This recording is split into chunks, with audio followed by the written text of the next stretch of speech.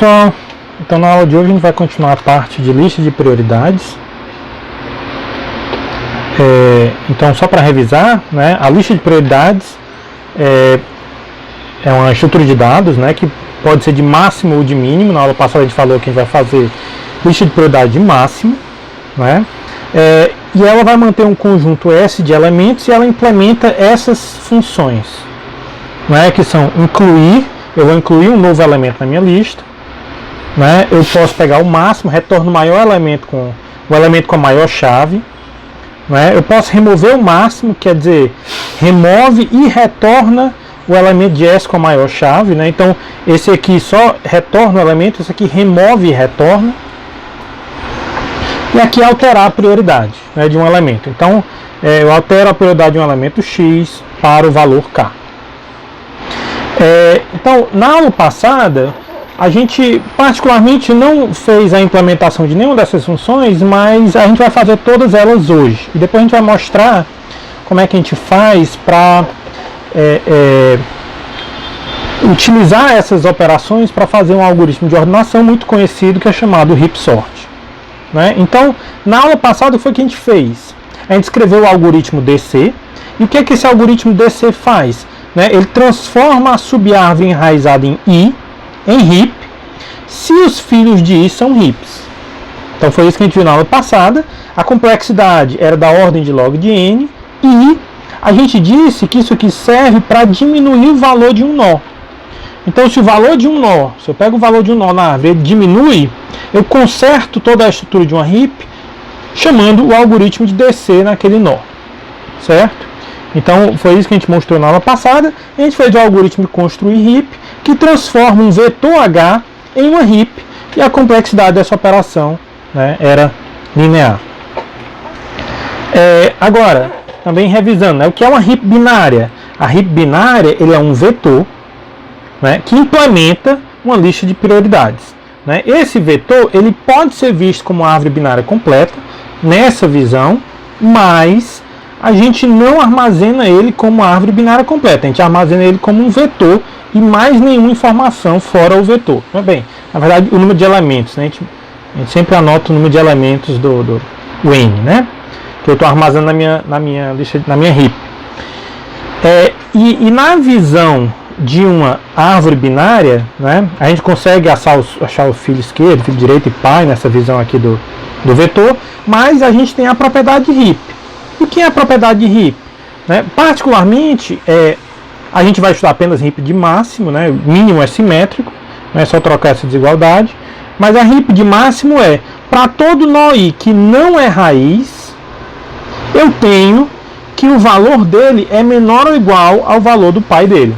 Isso faz com que o máximo de uma heap, né, esteja na raiz, porque tem uma transitividade. Esse é menor ou igual ao pai, que é menor ou igual ao pai, que é menor ou igual ao pai. Então todos os elementos, qualquer elemento eu tenho uma transitividade dessa propriedade até chegar na raiz, e o maior elemento está na raiz.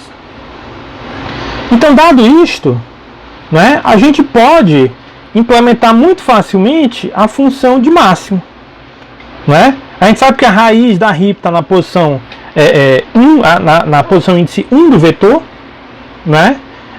Então, retornar o valor máximo é só retornar o valor de H índice 1. Certo? E a complexidade constante. Né? E para remover o máximo. Né? Agora, para remover o máximo, também é bem simples. A gente só precisa daquele algoritmo do DC.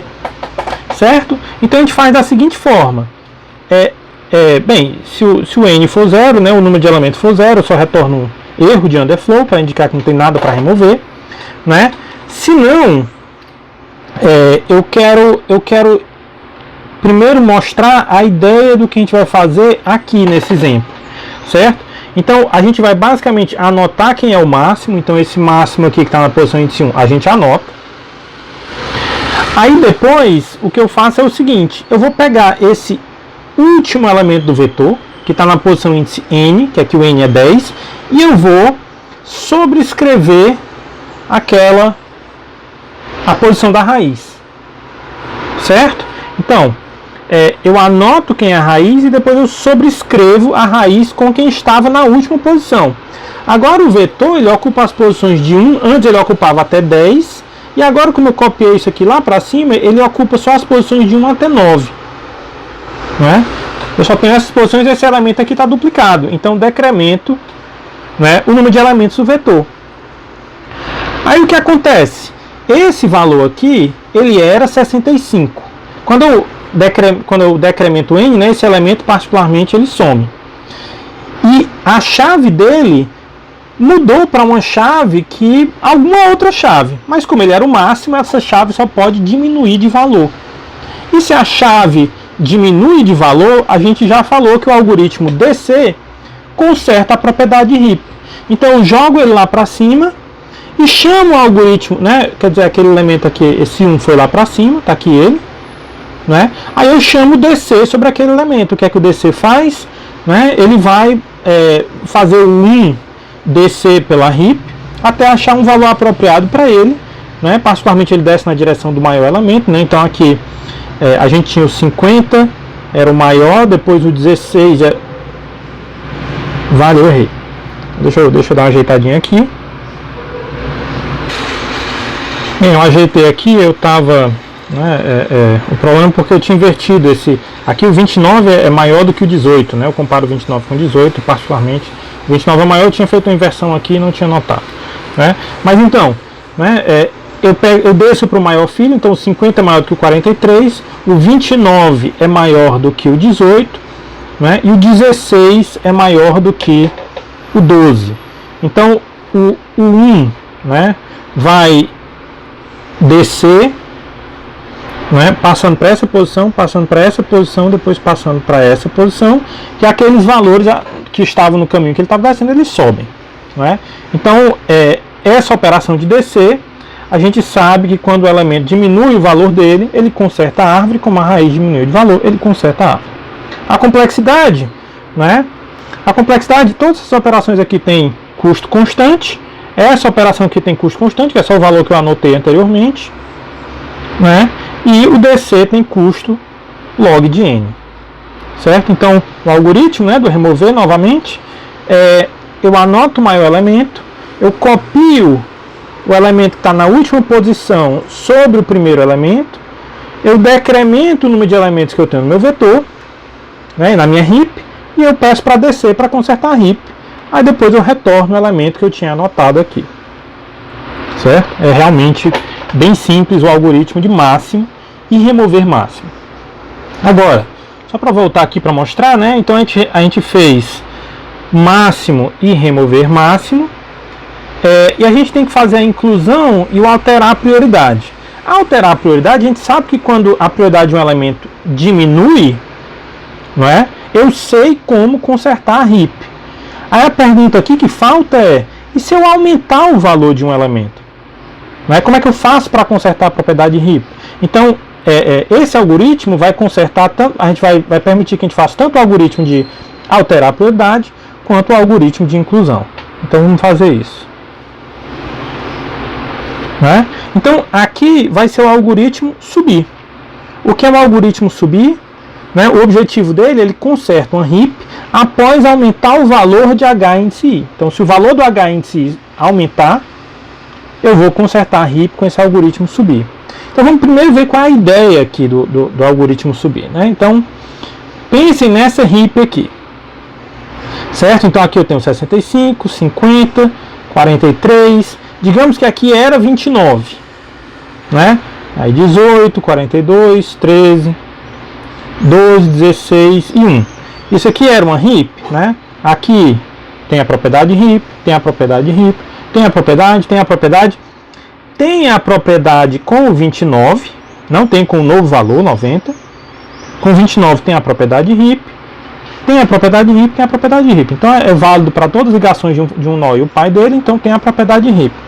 Quando eu aumento esse valor aqui de 29 para 90, onde pode ocorrer uma violação da propriedade RIP? Bem, se aumentou o valor, com os filhos dele não pode ter violação.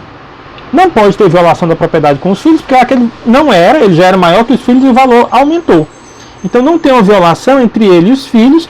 A única possível violação que eu tenho da propriedade RIP é entre o nó que aumentou de valor e o pai dele. Então aqui é a única possível violação.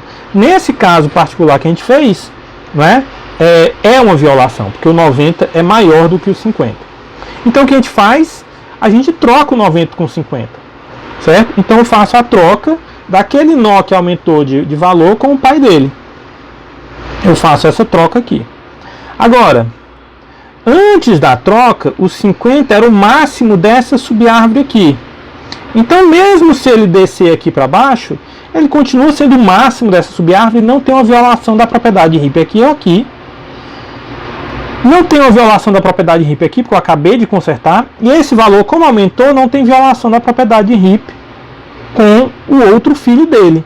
Qual é a única possível violação que eu posso ter da propriedade RIP? É desse nó que aumentou de valor com o novo pai dele.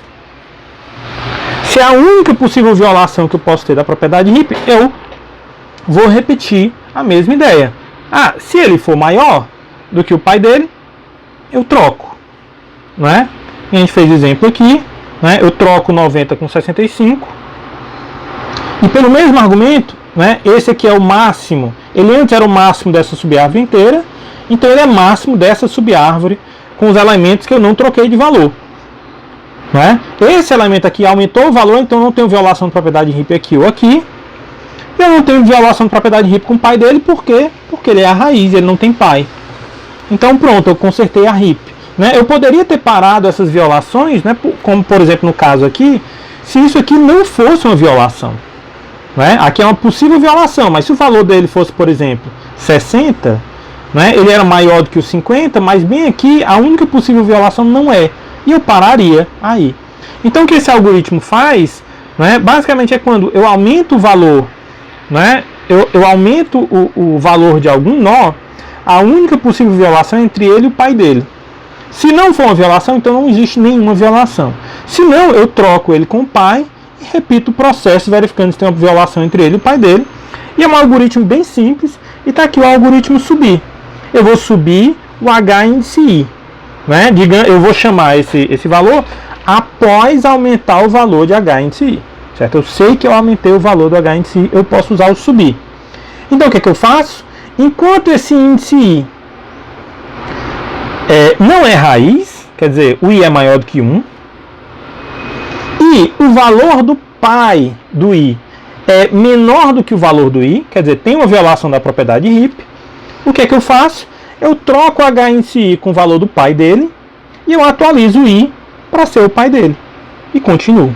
Né? Então, continuo nesse enquanto. Enquanto eu não sou raiz, quer dizer, tem um pai, né? E tem uma violação minha com o pai, eu troco o meu valor com o pai e atualizo o meu valor I para o valor do meu pai para eu continuar iterando a partir do valor na nova posição que ele está.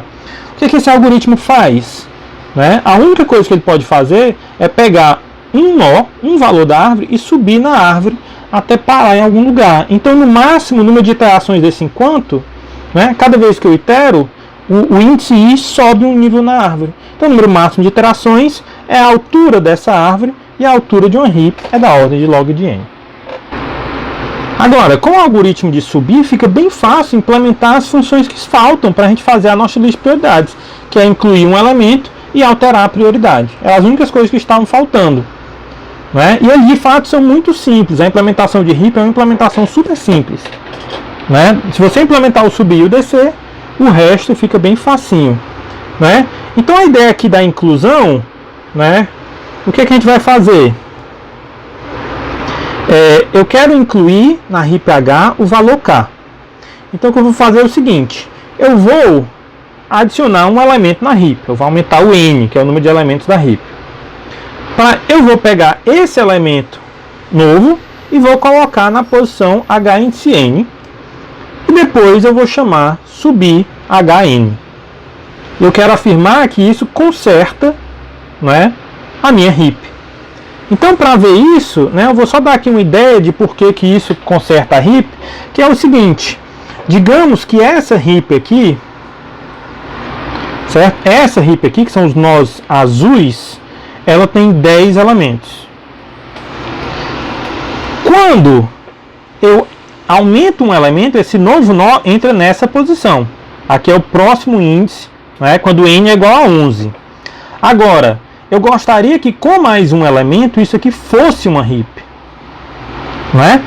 Uma forma de visualizar que isso aqui é uma heap é só imaginar que eu vou colocar o valor aqui nesse novo nó que eu adicionei como menos infinito. Então, eu só tenho esse par de elementos a verificar se eu tenho a propriedade heap. Eu tenho? Tenho. Porque esse elemento aqui é menor do que qualquer valor que tiver aqui em cima. Então aqui é só um valor simbólico para a gente entender a ideia. Agora, se eu tenho uma heap com esse valor menos infinito, só que eu não queria incluir o menos infinito, eu queria incluir o valor k. Então o que eu faço é que eu aumento o valor desse nó de menos infinito para k. Quando eu aumentar para k, eu sei como é que eu faço para consertar uma heap quando eu aumento o valor de um elemento. Como é que eu faço para consertar uma heap quando eu aumento o valor de elemento? A gente já falou, é o algoritmo subir. Então subir, né, conserta a heap. Certo? E alterar a prioridade também é um algoritmo muito simples. Né? A gente quer, aqui o nosso objetivo é alterar a prioridade de HI para K. A gente sabe como aumentar a prioridade de um elemento, aumentar o valor de um elemento e diminuir o valor de um elemento. Para aumentar o valor de um elemento, eu conserto com o algoritmo de subir. Para diminuir o valor de um elemento, eu conserto com o algoritmo de descer. Então, basicamente, é isso que eu faço. Eu quero alterar, né, o H índice I para o valor K. Aí, o que é que eu faço? Eu anoto qual é o valor que estava no H índice I e eu coloco o H índice I como sendo o valor K. Aí, agora, eu só tenho que me perguntar se o novo valor é maior ou menor do que o antigo. Se ele for menor do que o antigo, então DC conserta a heap. Se não, ele é maior ou igual ao antigo. Né? Sendo igual, o subir ele não, basicamente não faz nada, mas ele também conserta a heap. E se ele for maior, o subir conserta a heap. Né? E aí, e a complexidade desse algoritmo, a gente sabe que tanto subir quanto descer, todos esses algoritmos têm complexidade log de n. Né? Então a inclusão, isso aqui é constante, mais log n, então a complexidade fica log de n. E alterar a prioridade, ou eu chamo subir, ou eu chamo descer, dependendo se o novo valor é maior ou menor do que o anterior. E aí, a complexidade do subir é log de n, e a complexidade do descer é log de n, então a complexidade de alterar a prioridade também é da ordem de log de n.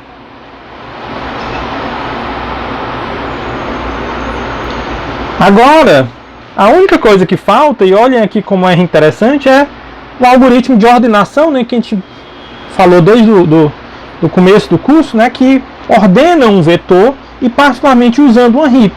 Certo? Então aqui o heap sort é um algoritmo de ordenação usando o heap com complexidade da ordem de n vezes log de n, né, que é o mesmo que o merge sort que a gente já viu antes. Né? Então, a ideia aqui do algoritmo heap sort também é bem simples. Eu quero construir uma heap sobre o vetor H. Eu começo, H não é uma heap, ele é um vetor. Mas a gente tem um algoritmo de construir heap que a gente viu na aula passada. Agora, se eu construir uma heap sobre o vetor H, eu posso usar o remover máximo n vezes para obter os valores do maior para o menor. O remover máximo me tira da heap o maior valor. Depois, se eu chamar outra vez remover máximo, ele remove o segundo maior valor. Depois, o terceiro maior valor e assim por diante. Não é? Então, o algoritmo heap sort, ele é basicamente, eu anoto o número de elementos que eu tenho, e eu anoto isso porque o algoritmo de construir heap, ele modifica esse valor n, que é o número de elementos que eu tenho na heap. Né? Então, eu anoto, eu vou construir a heap, aqui é o remover máximo, né, que mexe. E agora eu vou, né, eu começo com a posição do n, decrescendo até 2. Aí eu faço, vou só ajeitar aqui a coloração do algoritmo. Ok? Então, o que eu faço? Eu construo a heap sobre o vetor H. Agora, eu vou do maior elemento até, digamos, o segundo menor elemento, e eu vou removendo um elemento. Né? Eu removo o máximo da heap e boto naquela última posição. Certo? E eu faço isso até a posição 2. Depois tem uma heap com só um elemento, que é o menor elemento né, que é o máximo que está dentro da heap, e eu atualizo o n, né, que essa operação de remover máximo decrementa, né, eu atualizo o n para sendo aquele n antigo que eu guardei no começo do algoritmo. Né? Então, só para ter uma noção aqui de como é, né, o algoritmo de heap sort, para a gente visualizar ele funcionando. Então, aqui eu tinha um vetor, eu já chamei o construir heap, isso aqui corresponde particularmente a uma heap. Né? E aqui eu tenho n sendo 10 elementos, que são os elementos que estão na minha heap. São todos os elementos que eu quero ordenar. O que acontece quando eu chamo remover máximo? Quando eu chamo remover máximo, eu pego esse maior elemento aqui, que é o 65, e removo da heap, né, e fico com a heap tendo um elemento a menos. Então agora, quando eu chamo remover máximo, eu vou retornar o 65 e eu vou ter uma heap sem o 65 com esses elementos aqui. Então meu n diminuiu uma unidade, né, e o 65 saiu. Aí o que eu faço é que aquele elemento que eu removi da heap, essa posição aqui está disponível. Depois do remover máximo, essa posição, o índice 10, ela está disponível no vetor. E o que eu faço é que eu atribuo que eu removi a o h índice 10. Então a heap agora, ela tem todos esses elementos, menos o valor máximo que eu joguei nessa posição. Aí o que eu faço agora de novo, eu faço o mesmo procedimento. Eu removo o máximo daqui, que é o 50, né? E aí eu pego esse 50 e jogo sobre essa posição que vai ficar disponível, né? Então remover máximo coloca isso aqui como uma heap, né? Isso aqui vai ser uma heap. Essa posição fica disponível e eu jogo 50 lá. Certo? Então eu estou construindo, né? Esse é o maior valor, esse é o segundo maior valor, e eu continuo isso. O próximo, h índice 8, vai ser o remover máximo, vai ser o 43. Né? E eu sigo fazendo isso, né? A heap vai diminuindo de tamanho, a heap é só isso aqui. Né?